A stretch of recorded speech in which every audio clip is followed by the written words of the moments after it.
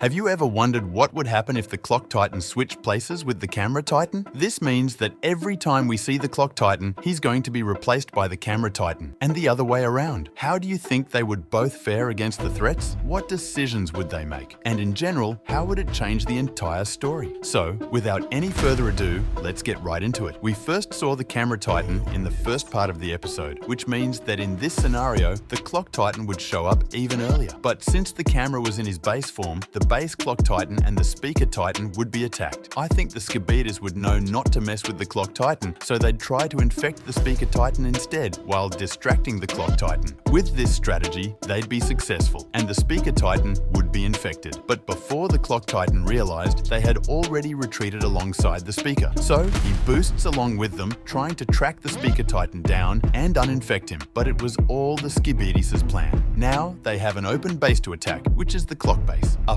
full wave of toilets is outside, so the Clock Boss has to call in the Camera Titan. Since he's to replace the clock in this scenario, the Camera Titan comes in. Although he's in base form, he has the hammer, which comes in handy as he smashes down the toilets with no mercy. I think the Magnet Mutant would still exist, but the scientist would add something for the Camera Titan: TV screens for hypnosis. While in battle, the Camera Titan would be ambushed by the Magnet Mutant and the scientist. This time, they come in with the infected Speaker Titan. Now he's outnumbered, and they have a good weapon to bring him down. He doesn't seem to surrender or back out, which is typical for cameras. He goes head-on with the Speaker Titan, while the scientist watches and waits for the right time. When the Speaker Titan has him pretty roughed up and battered, they use the TV screen rays to hypnotize him. A parasite flies onto his back and is about to infect him, but the Clock Titan comes in and destroys their setup. The Alliance had called for backup. In the original story, the Speaker Titan didn't come to aid the Clock Titan because he was injured in the battle with the Camera Titan. But in this case, the Clock Titan was just fine, so he came to help out, destroying the parasite as it tried to infect the Camera Titan. The scientist sees that he's been busted, so he orders a retreat alongside the infected Speaker Titan. He's still in possession of one Titan. The Alliance needs to get their friend back, so a rescue mission is formed. But they need extra hands, so the drills are invited. The mission is launched as information about the base is leaked by tortured toilets. When they get there, they waste no time. They invade the base and the Speaker Titan is found. But the Camera Titan joins the battle. He's been brutally injured and needs upgrades, so both the Clock and Drill struggle to get the parasite off the Speaker, but Bro is just resisting. It's always quite hard to uninfect a Speaker once infected, so the agents come in. Since the Clock's time stop would not hold on for long due to low energy reserves, the Clock Woman uses her time guns to immobilize him, just enough for them to pull out the parasite, freeing the Speaker Titan from captivity.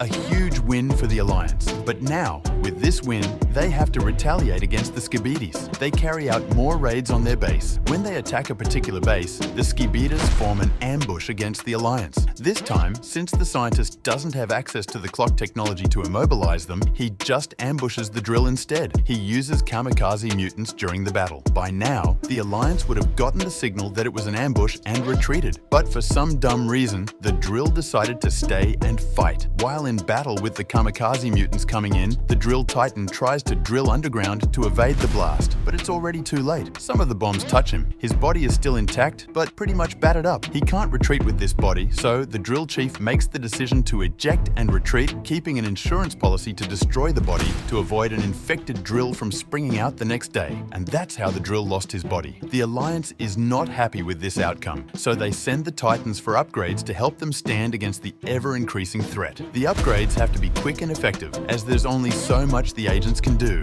They need the Titans at the forefront. However, the Clock Titan's upgrades would not be as lucrative as in the original, since we saw how long it took to get him to that level. Instead, there will just be major upgrades to his energy reserves. And yeah, he'll be given a sword to work with. Not that he'll be weak, but it's better than base form. The Alliance gets word that their worst enemy, the scientist, was spotted at a particular base, so the Titans are mobilized to go get him. Meanwhile, the scientist is quite ready. He calls in his friend, the Pennywise. Together, they go against the duo of the Speaker and Clock Titans. Since the Clock Titan can now use his time abilities for a more extended period, he uses them on the Pennywise. The poor toilet doesn't even get a chance to show what he's capable of. He's destroyed by the Clock Titan with his sword, beaten down to a pulp. The scientist sees this and realizes he could be next. These Titans are now on another level, so he bails out, leaving the kamikaze mutants to handle them. But the Clock Titan has a trick to counter this. He uses his chrono destruction to totally obliterate them in the air. Although it drains a significant amount of energy, it's worth it, as it saves them from injuries. But they are called back to base for another emergency. The scientist returns to base, pretty roughed up. Then Alpha approaches him. They agree to work together to take down the Alliance, and they plot out a plan. After the Alliance has successfully taken back the base and disabled the bombs, they think all is good, until Alpha infiltrates alongside the scientist. The Speaker Titan is called in to aid the Clock Titan in battle. Together, they ambush the scientist, and it's not looking good for him. A third Titan even joins in, the TV Titan, as he's done with his secret mission. The scientist is clearly outnumbered, so Alpha comes in to save the day, yaps a little, then summons the Counter Titan. The Alliance is terrified at the sight of this beast, but they carry on. The Counter has even more work to do, as he's about to fight 3 Titans, but there's nothing he can't handle. He copies their weapons and uses them against them, injuring them and destroying their upgrades. The drawback for the Clock Titan is the fact that this Titan has more energy reserves than any average toilet. So, it's hard to maintain a time stop on him. Yeah, he tries, but the counter breaks out as the time stop fails. The Alliance Titans are pretty much cooked as the counter exerts his dominance over them. But what they didn't realize is that the Alliance has a final trump card. Just at the crucial moment, when the Skibidis think they have the edge,